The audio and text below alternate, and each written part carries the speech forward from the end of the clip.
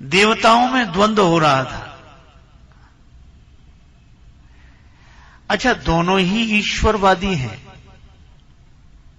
जो देवताओं के दो दल हो गए थे, दोनों ही ईश्वरवादी हैं, भगवान को मानने वाले दोनों हैं, पर इनमें भी झगड़ा हो गया।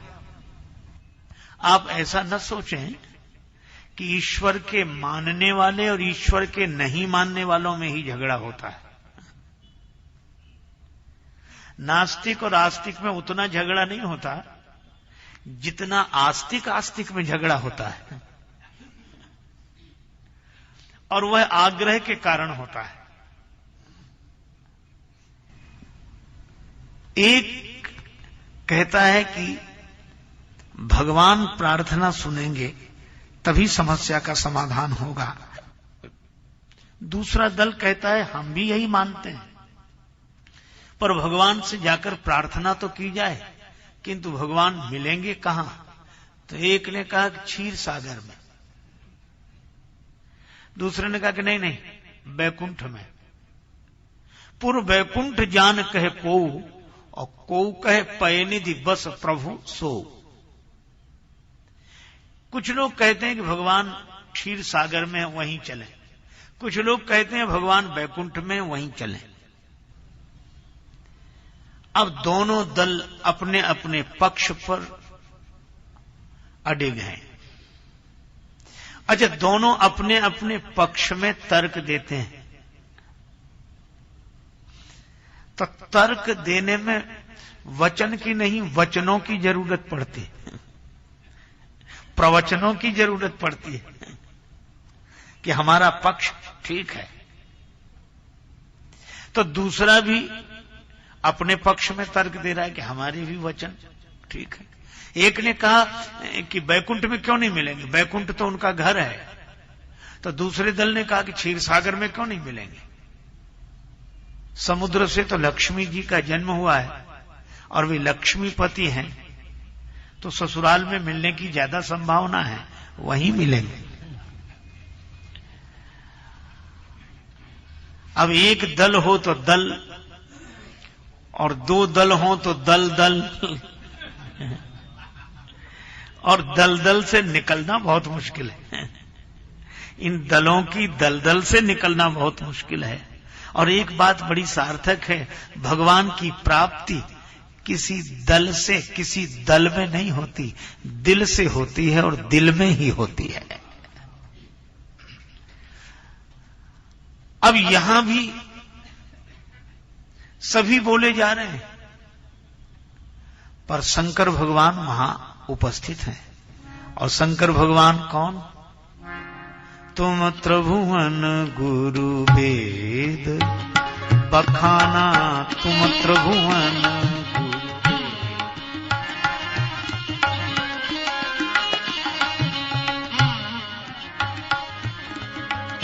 त्रिभुवन गुरु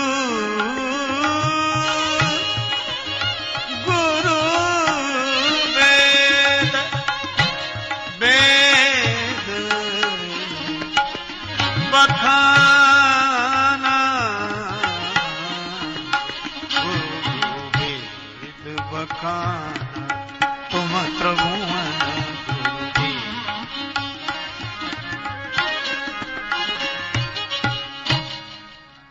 त्रैलोक्य के गुरु हैं भगवान शंकर, साक्षात सदगुरु भगवान हैं शिव। वंदे बोधमयम नित्यम गुरुम शंकर रूपिणम। पर शंकर जी चुपचाप बैठे, कुछ नहीं बोल रहे हैं। तो पार्वती माता ने यह कथा सुनने के बाद में एक दिन शिव जी से पूछा कि वो लोग झगड़ा करते रहे, आपस में लड़ते रहे, और आप बोले नहीं। शंकर जी बोले, ये झगड़ने वाले किसी की सुनते कहां हैं, वो तो अपनी सुनाते हैं। और ये उलझने वाले सुलझाने वालों को मौका ही नहीं देते हैं। शंकर जी बोले हमें मौका मिलता तब तो बोलते। तो आप अवसर की प्रतीक्षा में क्यों थे? का अवसर से किया गया कार्य ही सफल होता है। उचित अवसर पर उचित ढंग से कार्य किया जाए। तो मौका मिल गया। जब ये लड़ते लड़ते थक गए तब कहा कि हमारी बात ठीक है। तो एक ने कहा शंकर जी से पूछ लो। तो दूसरे ने कहा कि शंकर जी की बात तो हम भी मानेंगे, पूछ लो। और दोनों दल राजी हो गए। तब पार्वती जी ने कहा कि आपको भी बहुत से प्रवचन देने पड़े होंगे तब ये समझे होंगे। शंकर जी बोले ना, देखो उलझना हो तो बहुत वचनों की आवश्यकता पड़ती है और सुलझना हो तो एक वचन काफी है। और इसीलिए शंकर जी कहते हैं ये वचनों में उलझे थे, वचनों में उलझे थे, प्रवचनों में उलझे थे। और नायमात्मा प्रवचने न लभ्यो। भगवान शंकराचार्य कहते हैं शब्द जालम महारण्यम चित्त भ्रमण कारणम। विवेक चूड़ामणि में ऐसा कहा, शब्द जालम महारण्यम। श्री तुलसीदास जी कहते हैं विनय पत्रिका में, वाक्य ज्ञान अत्यंत निपुण भव पार न पावे कोई, निसिगृह मध्य दीप की बातन तम निवृत्त नहीं होई। तब शिव जी ने कहा क्या? यहां भी बस वही बात है, केवल एक वचन है। अवस्थे ही समाज गिरिजा में रहूं, अवसर पाए बचन एक कहूं।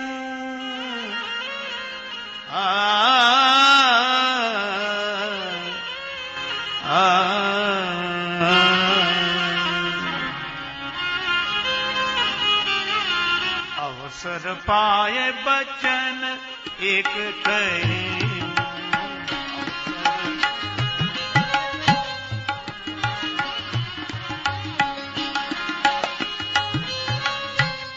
बचन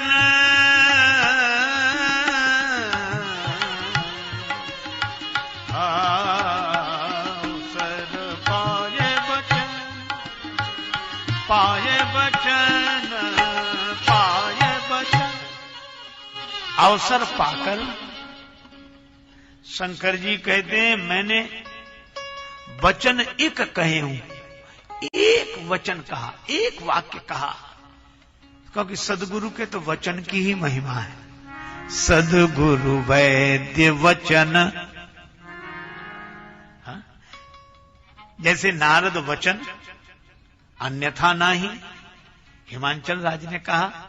और गौरी माता ने भी कहा नारद वचन सदा सुचि साचा। तो जहां जहां सदगुरु वहां वहां वचन। तो क्या वचन से कल्याण हो सकता है? हो सकता है, पर सदगुरु वैद्य वचन विश्वासा। अच्छा, सदगुरु का वचन ऐसा होता है वो निर्विवाद है, निर्विरोध है। और सदगुरु का वचन सत्य नहीं परम सत्य है, विश्वास हो। अच्छा, सदगुरु का वचन होता ही ऐसा है कि जहां सारी विरोधी धाराएं सहज समाहित हो जाएं। एक आदमी की अंगूठी खो गई, बड़ा परेशान। अब वो महात्माओं के पास जाए कि महाराज को जादू मंत्र टोना सिद्धि चमत्कार बताओ, हमारी अंगूठी कहां है। अब मुंडे मुंडे मति भिन्ना, कोई कहे अंगूठी तुम पता लगाओ बिस्तर पर तकिए के नीचे रह गई। दूसरा बोलता जो कुर्ता तुम्हारी बैठक में खूंटी पर टंगा है उसकी जेब में है। तब तक एक कहता संदूक में छूट गई है। अब सब अलग अलग जगह बता रहे हैं। आए स्वामी जी महाराज बता रहे। अच्छा, ये लोग जो बोल रहे हैं, कोई कहता है कि तकिए के नीचे होगी अंगूठी, कोई कहता है कुर्ते की जेब में होगी अंगूठी, कोई कहता है कि संदूक में होगी अंगूठी। अब जो सोच बता रहा है कि तकिए के नीचे है अंगूठी, वो कुर्ते की जेब में है अंगूठी, ये मानने के लिए तैयार नहीं। और जो बता रहा कुर्ते की जेब में है अंगूठी, वो तकिए के नीचे है, ये मानने के लिए राजी नहीं है। और जो कह रहा है कि संदूक में छूट गई, वो इन दोनों जगह मानने के लिए राजी नहीं है। अब वो तीन थे अपनी अपनी बात पर, मेरे अनुभव में तो ऐसा आ रहा, मेरे अनुभव में तो ऐसा आ रहा, मेरे सबके अलग अलग संदेश। लेकिन एक महात्मा बैठे मुस्कुरा रहे थे। वो घबराया हुआ आदमी उन्हीं के पास गया, बोले महाराज आप बताओ, मुझे लगता है कि आप जो बताएंगे, क्योंकि आप बहुत पहुंचे हुए लगते हैं, आप बहुत कुछ जानते हो, आप बताओ कहां है। महात्मा बोले कि हां मैं जानता तो हूं और बता दूंगा, और जहां बताऊंगा वहीं है भी। तो तीनों जो अलग अलग बताने वाले थे वे चौंक गए कि देखो ये कहां बताते हैं। तो महात्मा बोले कि अंगूठी, तो पहले वाले ने सोचा कहेंगे तकिए के नीचे, दूसरे वाले ने सोचा कहेंगे कुर्ते की जेब में, तीसरे वाले ने सोचा कि संदूक में है। पर महात्मा क्या बोले कि अंगूठी जहां भी है सोने में ही है, चाहे तकिए के नीचे हो, चाहे कुर्ते की जेब में हो, चाहे संदूक में हो। यह हो सकता है कि तकिए के नीचे हो तो कुर्ते की जेब में ना हो, और यह हो सकता है कि कुर्ते की जेब में हो तो संदूक में ना हो। तकिए से अलग हो सकती है अंगूठी, कुर्ते की जेब से अलग हो सकती है, संदूक से अलग हो सकती है, पर सोने से अलग नहीं हो सकती। वो सोने में ही है, जहां भी है वहां सोने में ही है। अब बोलो ये तीनों क्या कहने लगे, ये तो हम भी मानते हैं, ये तो हम भी मानते हैं, ये तो हम भी मानते हैं। बस यही है, सदगुरु मिलने से झगड़ा खत्म हो गया। जिसकी बात कोई कोई माने वे विद्वान है, पर जिसकी बात सब सहजता से स्वीकार कर लें वो सदगुरु हैं। निर्विरोध निर्विवाद सत्य। शंकर जी ने एक वचन कहा, अवसर पाए वचन एक कहे। शंकर भगवान केवल एक वाक्य कहते हैं। वे यह नहीं कहते हैं कि हम वो क्षीर सागर में हैं, वे यह भी नहीं कहते हैं कि वो बैकुंठ में है। अच्छा, एक अद्भुत बात है, जो बैकुंठ में सिद्ध करेंगे उन्हें भी तर्क जुटाने पड़ेंगे, जो क्षीर सागर में सिद्ध करना पड़े करेंगे उन्हें भी तर्क जुटाने पड़ेंगे। और राम अतर्क बुद्धि मन बानी, वे तर्कातीत हैं। तो सदगुरु स्वरूप भगवान शंकर ने जो वाक्य कहा उसमें किसी तर्क की जरूरत नहीं। शंकर जी क्या बोले, हरि व्यापक, वे व्याप्त है, सर्वत्र व्याप्त है। अब ये लोग चौंके, अब तो झगड़ा खत्म ही हो गया। तो बैकुंठ वाले बोले नहीं, ये तो हम भी मानते हैं कि वो व्यापक हैं, पर बैकुंठ में जरा ज्यादा है। क्षीर सागर वाले बोले यह तो हम भी कहते हैं कि सब जगह व्याप्त हैं, पर क्षीर सागर में जरा ज्यादा है। शंकर जी बोले सर्वत्र समाना, न बैकुंठ में कम, न क्षीर सागर में ज्यादा, न क्षीर सागर में कम, न बैकुंठ में ज्यादा। जितने वहां उतने यहां, सर्वत्र समाना। और जब यह सदगुरु वचन का प्रकाश हृदय में हो जाए तब विवाद कहां रहा। सदगुरु मिले जाहि जिम संशय भ्रम समुदाय। संशय चला गया, भ्रम चला गया, सदगुरु मिलने से झगड़ा खत्म हो गया। अच्छा, यह तो हम समझ गए कि चलो सर्वत्र समान हैं और व्याप्त हैं, तो इससे क्या समस्या का समाधान हो गया। शंकर जी बोले ज्ञान की बात सुनी है, हरि व्यापक सर्वत्र समाना। हां, अब विज्ञान की बात भी सुन लो। महाराज, ये ज्ञान विज्ञान में क्या अंतर है। किसी तत्व को जान लेना कि वह कहां है, यह ज्ञान है, और उसे वहां से प्रकट कर लेना यह विज्ञान है। जान लेना ज्ञान है, प्रकट कर लेना विज्ञान है। तो सर्वत्र समान रूप से हैं, हां, तो कहां मिलेंगे। शंकर जी बोले कहां नहीं मिलेंगे। जैसे इस शहर में रहने वाले लोग दूसरे शहर को यहां पाना चाहें तो वो नहीं मिलेगा यहां, और दूसरे शहर वालों को ये शहर वहां नहीं मिलेगा। ये शहर पाने के लिए उन्हें वहां से यहां आना पड़ेगा, और वो शहर पाने के लिए यहां वालों को वहां जाना पड़ेगा। लेकिन धरती पानी हो तो कहां जाना पड़ेगा? पृथ्वी तो यहां भी है और वहां भी है।